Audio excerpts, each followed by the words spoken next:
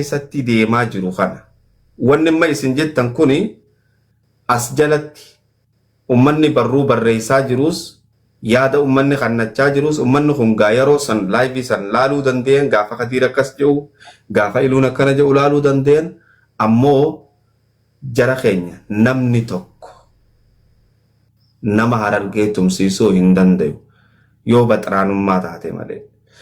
Gama biraatii wanni inni amma as isin lamaan jidduu dhageeffadhee haasawa Jookar jidduu dhageeffadhee Jookar jaarsa guddaa nama 15 qabee isaanii qabee jaarsi isaanii na qabee ja'aa asirratti kan ja'amu kuni jaarsi sanis yoo jiraate nuti hin qabne jechuu jira isaanii na qabe je'e badiin takkaffaan mucaa walloo qabuunu badiidha dura durso mucaa walloo qabanii Harargee seene jechuunis badii lamadaati. Oromoon Oromoo qabdee ebalu seene jechuun tuni badiidha akkasitti quba qabaadha. Talamadaati jaarsa guddaa akkas godhuunis badii. Dubbiin eegas booda jabaatte guutuun isii isinis qabdanii akkasittumuun isaanis qabdanii akkasittumuun faaruu miti badii. Badiin tun silaa arra isiniin kun wal taatanii Amaara Oromoo miidhakkas godhan jettanii wallaahi garaa kiyyaa deemana dhuga. Idda wal miitan kanarra silaa walit dhuftanii nama Oromoo miidhe miitanii garaa kiyyaa dhadhaana dhuga. Amma immoo isin lachuu waltumuu keessan saniif niin gadda. Wal miidhuu keessaniif niin gadda. Akka amma beeka. Okay. Viidiyoo ebalu viidiyoo naa ergite sanii Telegram irratti naa ergi. Viidiyoo wayitiin si erge namni naan jechaa jira. Telegram irratti viidiyoo sannaaf ergi ummata irratti hin dhageessisaa deemaa jechuudha. Namaatu viidiyoon si erge jechaa jira. Telegram kiyya ni qabda. Telegram kiyya irratti naa ergi. Tanaaf jara keenya badii lolaa keessatti warri balleeyse yoo jiraate isaan lachuu balleeysanii warri dura eegale jechaanii dura eegallee balleeysinee jee obboleeyyan keenya Joollee gaara jirtu Arsiitu jechaan tuquudhaan balleeyse jaarsa sanillee yoo asitti dhufee nuti hin goone ja'an gaawaan nuti hin goone ja'an irra kaa'uun hin danda'amtu shiftaa isaaniin natume yoo kan jedhu taate badiin talamadaatis tasaanii taati arrarraa ammoo kabajaa fi jaalalaa wanni maqaa waaqoo guutuutii fi maqaa goottotan dabreetii fi maqaa rabbiitiin isin gaafan Oromootu Oromoo gaara keessa qabeetume dhagahuun barbaadu. Oromootu Oromoo qabee gaara keessatti gandummaan akkana godhe yaaboo biyya faranjii tana keessatti warri biyya faranjii jirtan ni beeytanii arrabaan akka feete yoo waltu harkaan waltu quun hin jirtu. Dirreen san nuti asirratti arrabaan gaafa nama tokko madeeysinu dirree gartee itti harki dalaguu jira jara keenya. Rabbi sodaadhaa warri as gubbaa arrabaan wal tuttuytan warri as gubbaa arrabaan wal mimmiitan. Arra isin biratti arrabnin dalagu harka malee ammoo ijoollee gaaraa biratti arrabaa miti harkaatu dalaga. San quba qabaadhaa hadaraa rabbii. Hadaraa rabbii heeraa fi seerri gaara san keessan jiru. Aayyoo meeqaa booyaa aayyoo meeqaatu dhukkubsachaa jira ilmaan meeqaatu booyaa jira jara keenya waan kanarraa hadaraa rabbii waan kanarraa fagaadhaa obboleeyyan keenya warri dubbii tana dura eegalee nama 10,000 irratti dura jalqabnee akkas jechuun keenya badiidha jaanii fudhatanii jiranii amma booda immoo wanni kun akkan kaane isin بدي كمية بتوكم ما كان يتمو شبكة مثلا بس بردي ايه فرد دكتور دبدا نين دبدا ينفع على توما وانا جمع دبكة ما جرو في دبكة جرو في ستكاري يود غور جرا تكمل فما لين وقتا أسمع رفيق فتشو بربانا وان تكا وان سلسلة رسالة متكا تجرا إسي كيسا إني درا jecha Harargee fi Arsii jedhu kanatti yoo fayyadamuu dhiistan bareeda jedhee yaada. Sababbiin isaa wal dhibdeen Harargee fi Arsii jidduu akka hin jirre asumaan hubachuu isin barbaachisa. Wal waraansi, wal dhibdeen, wal lolli Harargee fi Arsii jidduu hin jirtu. Sun akkasi quba qabaadhaa. Dhimma Arsii fi Harargee jedhu sana himata jaraa keessatti illee yeroo himata irraa fuutanillee jecha Arsii fi Harargee jedhu sanitti fayyadamuu irra jecha dhuunfaadhaa dhalattoota Harargee keessaatii fi dhalattoota Arsii keessaa waan jedhamu sanatti yoo fayyadamaa deeman bareeda jechuu barbaade. Tokko inni biraa gaafii Jookariin gaafattaniitiin Jookar mucaa walloodhaa Harargee seenee qabnee jedhee jennaan mucaa maqaan isaa Jinnii jedhamu kun ammootu jechi summaaf sana jettan jedheetiin mucaa Arsii ijoollee Arsii qabe jedhu suni yoo jecha ijoollee walloo seenee qabne jedheetiin jecha sanas gubbatti miidiyaa gubbatti dubbatee mucaa walloo gadhiisanii himata qabdi. Akka seera ambaatitti illee akka seera Arsoomaa Amboomaatitti illee ta'e Oromummaatitti illee himata qabdi. Kunoo mucaa walloo qabee mucaa Arsii mucaa Harargee seenee qabne jedheetiin as gubbatti dubbate maaf tana jechuu barbaade? Harargee hoo maalitti haajame? Maal irraa barbaadeeti? Maaf tana jechuu barbaachise jedhee himata qabdi. Hayyoota asirra jira. Hayyoonni Arsiillee as gubbaa jiran. Beektonni Arsiillee as gubbaa jiran. Namoota hedduutu jira. Namni waa itti himattan. Asliilleen kunoo asuu jira. Aslii kunoo jecha kanaatillee dhagaye. Yeroo har'aa kana wanni hunduyyuu evidensii malee wanni ta'u tokko hin jiru. Jetteen tasumaayyuu hin barbaachisu. Ebalu akkas jedhuun oolu, akkana jedhuun oolu, akkas jedhuun ooluun hin taatu. Waraabbii waliin deema wanni hunduu ragaa waliin jechuudha. Kanaaf kana nuun jedhe maaf kana jechuu barbaachise? Qaaqatti haajamaa, lolatti haajamaa, loluu barbaadeeti. Ijoollee Harargee yoo taate hoo ajjeesuu barbaadeeti. Maaf kana jechuu barbaachise jedhee himata qabdi. Himata san duubaan maaf kana jedhe jecha jookariin illee haa ta'u abbaa barbaade maaf hin taane ijoollee Arsii waan sana goote gaafachuun itti jirti. Tokko sunachi duraayyuu qabuun dogoggora. Dogoggorri jiru garuu akka Oromummaatitti akka waloo fi waloomaatitti yoo taate malee akka dhuunfaatitti miti dhiifamni gaafatamuu barbaachisu. Inni biraa ammootu jechuudha. Inni biraa jaarsi ijoollee Arsiitu akkana na godhee jecha Arsii jedhullee hin jiru Arsiidha. Ijoollee Arsiitu akkana na godhe ijoollee Arsiitu akkana na tume jecha jedhu yoo jaarsi ka fayyadamu taate jedheedha malee qabatama waan qabatamaa jaarsi kun lafa kaa'e hin qabu.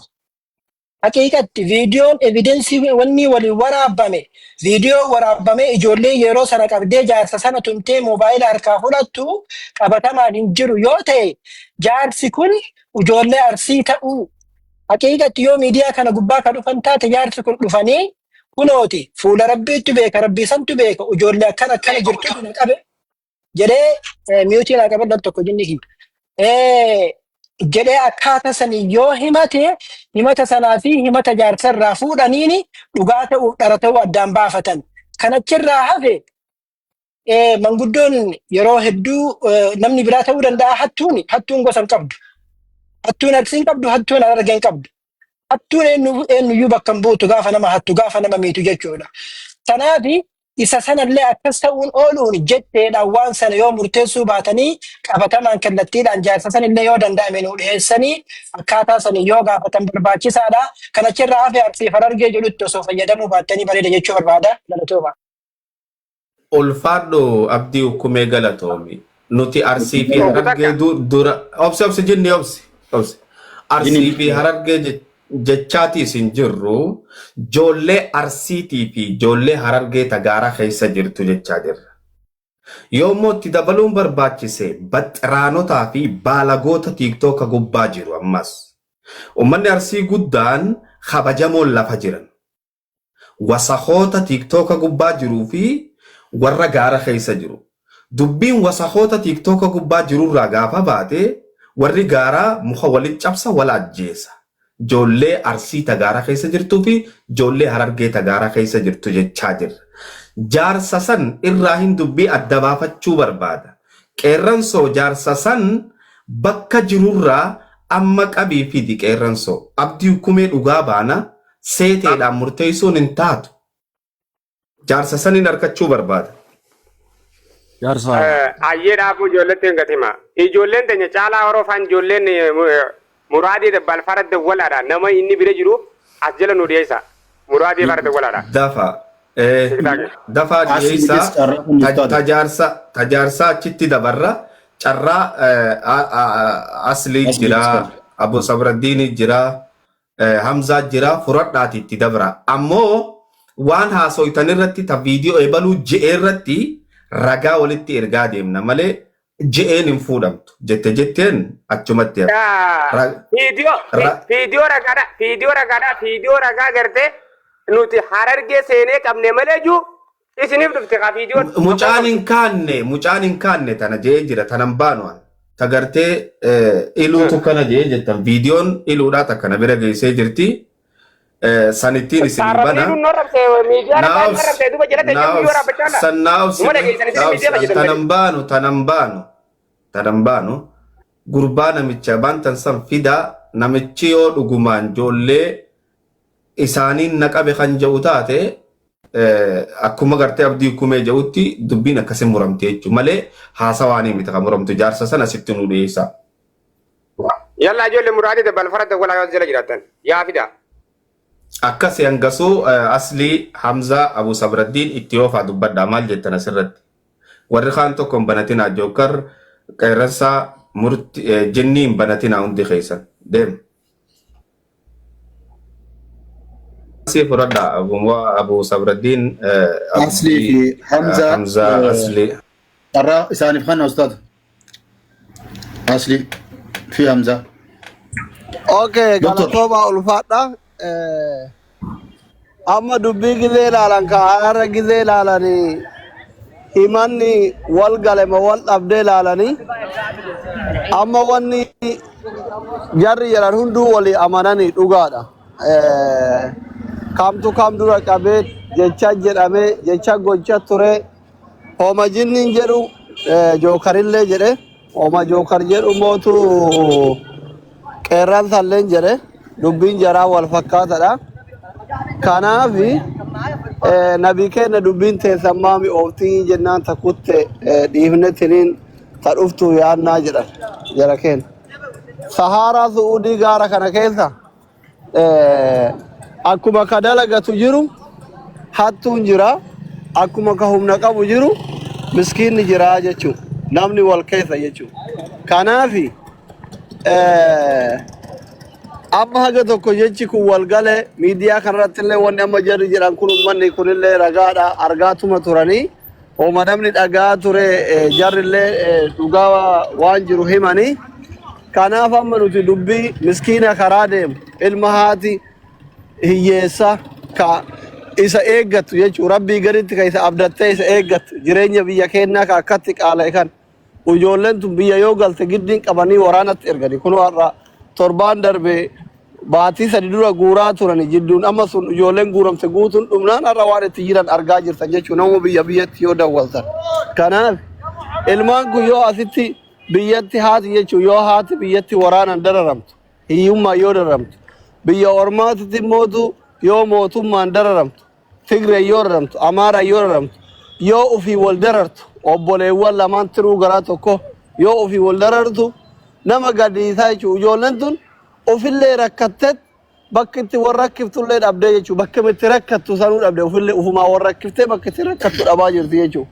Kanaaf warri waan kana keessatti hirmaattanillee warri ganaa hirmaatuuf deemtanillee warri duraan hirmaachisaa turtanillee osoo ana taate hoo osoo qodee kun ana ta'e obboleessa kiyya ta'e haadha kiyyatti maaltu dhagayama jettanii itti yaaduu qabdanii dubbiin teessanuma sanii akka ijoolleen tun lammata waliin tuune akka araarri buutti nurraa fixaa isiniin jechuudhumaa fi galatoomaa hedduu dubbiin waan wal dhibden qabdu jarru walii amananii warri miidiyaa irraa asirraa afaan baru akka nuyi kunniin gizee afaan bane afaan bareetuma yeroo kaan dhiisa wanni fidu tokko jiru warri biyya biraa jiru gizee hunda waan biyya biraati jedhamuun waan kaan irraa jedhamu Ameerika irraa jedhamu biyya keessaa biyya Dubaay irraa jedhamu ka wal fixu miskiina biyya Arabaa kana jechuudha ijoolleen Su'uudii tun gargaarsa irratti tokkoffa gara laafummaa irratti tokkoffa dirmatu irratti tokkoffa wal miidhu irratti illee tokkoffaa taatee fudhataa jechuudha. So hirmaannan keessan karuma keeriitii irratti ta'ee akkuma duraan isin beeynu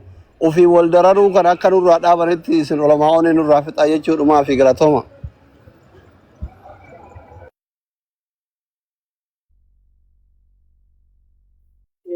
Carraan tokko bichaa naa kanna isinirraa hin deemu uliyaan kana booda hin jinniin. Lakki laa jinni hin deemtu jaarsa san jaarsa jettan sana sitti fi.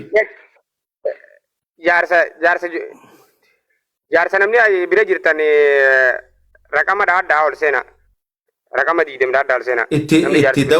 Itti dawwaliititi nama sannaatu ol naqaa takka jaarsa yoo nama bika san jiru kan gartee yaa itti nuufonni godha. Kan raqama كومنتي لا ما يعني خامي وانا ونمت الدنيا ساكي دولين سوالي لندم دولي قرنسو دولي نبرا جرا نتيمي مكا نتيما جارس jaarsa isaan waa beeqa arjinnuma waa beeqa jinni hin jarjarin asirraa buudhaaf hin jarjarin dhageessanii baraana jarjaraa fi miti laal badiin guddaan bikki dhaabbachuu qabdu lolluu kun bikki itti asla washeetti hin deebine asliin as jira aranaa fi aslii wal bira jirra gasti takarra joollee isaanii tamaaxaa waadii dawaasirraa nama hattusan joolleen teenya taa yoo jechuu baate wallaahi lolli ganna namni wal fixa joolleen amma sattuun bika qabdi dheengedda guyyaa mucaa walloo hatan silkii fi waan fuudhan hunda deebisanii viidiyoo waraabanii hallaniif bika takkitti ila ustaad dubbiin badaarti afaan keessa waa ila waan akkanaa kana haasamu namni kun hattuun ganda bakka hin buutu arsii bakka hin buutu hattuun jiraatu danda'a ganda beekatu danda'a yoo ganda dhageeffatu jookar dhageeffatu yoo ganda bikka buu baatte dheengedda jawwaallimaa deebi'a dheengedda jawwaallimaa deebi'a haasawa amma laal deebisaa waliin deddeebisina nullee kabajaa dhageessanii laal ani boo dhugaa jirtu dubbannee dhageeffadha dubbiin tun numuuf deemtimi ijoollee tasaanii tawaadii dawaasir jirtu sayyoo deeggaruu baatan yoo ijoollee sanii waliin jiran wal quba qaban ijoollee wal quba qabaachuu baatan jawwaalli mucaa walloo sun maa deebi'e silaa hattuun bikan buutu ni dubbannaa miut godhadhu namatti hin deemin agadiin bu'a malee laal badiin guddaan ibiddi boolkaanoo bikki jiru waadii dawaasiri joolluma isaanii tanammaas malee tabiraa tokko wallaahi yoo hattuun argee namaatti anaan masuula anuma isin xiqqaa agartan kan anaan masuula hattuun takka wajjira namaatti. Tole ayyee sirraa dhageenye miut godhadhu leencoo kiyya miut godhadhu. Tole jaarsanuu fiduu dandeessanii qeerransaa. jaarsan jinni fiduu hundaa jaangar jinni jaarsanuu fiduu yoo dandeesse nuu fidi. لا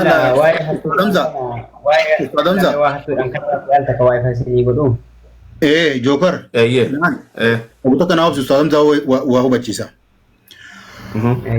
ها جيني ساعات جوكري ساعات قام غير لچوت الراهو يچا ها بافتني وان بيدا نمدكم مدابر يو وان غراج بافت ملين فجيتو ميري بك مدان جرتوس بكركون جرتوس ني بيغنيمي جرجرت نقمنو ونو تبربانو فيادا ni baafatanii ogaa nuti qabaddaa isin jenna akka waan haasoo kan isin dhorku deemnu akka isin fakkaanne isin dhorkinu abadan isin waan hanga ati gartee yaada garaa qabdu hanga ati baafattee dhimma kan kee guututti ibsattutti namni wanti isin dhorku takka illee hin jiru jookarillee yoo taate gara lachuutu irraahu amma immoo jaarsaa sun dheessa ragaa qabda yoo jiraattes dheeffadha bakki rakkoon tun ni dhaamti yoo bakka tana taate jettanii yaaddan jiraatu taate isin lachuu biraahu yoo jiraate bakka san kaasaa.